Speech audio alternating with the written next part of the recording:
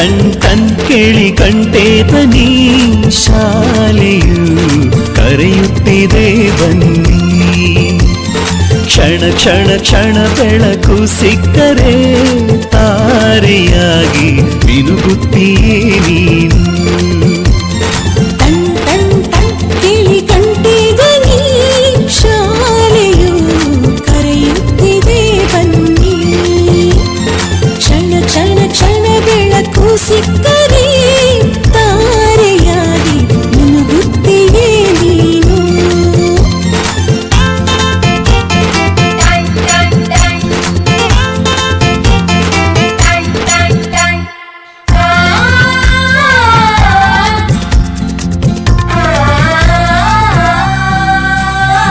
Copy ಮತ್ತು ಪುಸ್ತಕವೆಲ್ಲ ಶಾಲೆ ಕೊಡುವುದು ಶಾಲೆ ಕೊಡುವುದು.